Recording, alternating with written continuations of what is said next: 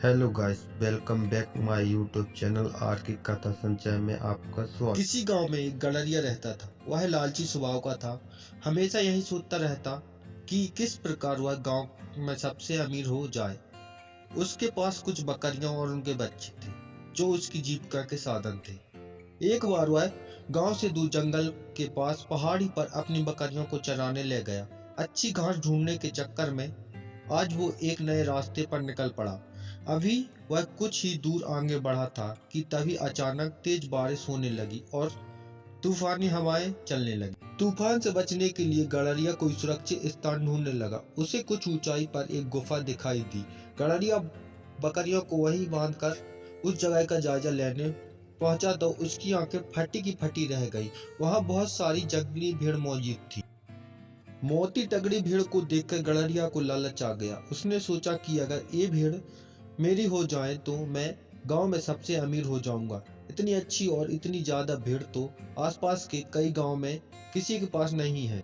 उसने मन ही मन सोचा कि मौका अच्छा है। मैं कुछ ही देर में इन्हें बहला फुसलाकर अपना बना लूंगा, फिर इन्हें साथ लेकर गांव चला जाऊंगा। यही सोचते हुए वह वापस नीचे उतरा। बारिश में भीगती अपनी दुबली पतली कमजोर बकरियों को देखकर उसने सोचा कि अब जब मेरे पास इतनी सारी हट्टी खट्टी भीड़ है तो मुझे इन बकरियों की क्या जरूरत। उसने फौरन बकरियों को खोल दिया और बारिश में भीगने की परवाह किए बगैर कुछ रस्सियों की मदद से घास का एक गट्ठा तैयार कर लिया। गट्ठा लेकर वह एक बार फिर गुफा में पहुंचा और काफी देर तक उन भेड़ों को अपने हाथ से हरी हरी घास खिलाता रहा। जब तूफान थम गया तो वह बाहर निकला।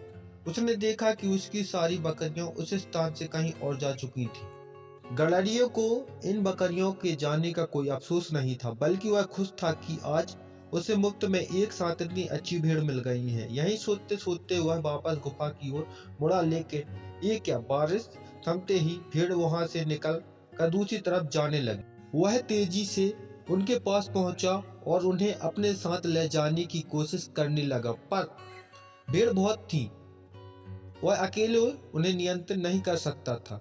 कुछ ही देर में सारी भीड़ उसकी आंखों से ओझल हो गई। यह सब देख गडरिया को गुस्सा आ गया।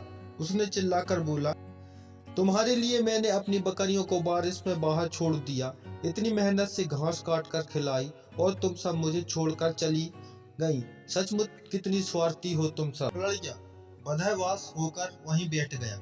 गुस्सा शांत होने पर उसे समझ आ गया कि दरअसल स्वार्थी वो भीड़ नहीं बल्कि वो खुद है, जिसने भीड़ों की लालच में आकर अपनी बकरियां भी खो दी। दोस्तों, कहानी से सीख। लोभ का फल नामक यह कहानी हमें सिखाती है कि जो व्यक्ति स्वार्थ और लोभ में फंसकर अपनों का साथ छोड़ता है, उसका कोई अपना नहीं बनता और अंत में उसे पछताना ही पड़ता है। दोस्तों, कैसी लगी ये कहानी कमेंट में जरूर बताना, और वीडियो अच्छा लगा हो तो लाइक करना मत भूलना। आप चैनल पर नए हैं तो सब्सक्राइब करना मत भूलना। इससे हमें मोटिवेशन मिलता है आपके लिए और अच्छी अच्छी कहानियां लाने के लिए। इसी के साथ मैं आपसे विदा लूंगा। मिलते हैं किसी और कहानी के साथ। Thank you.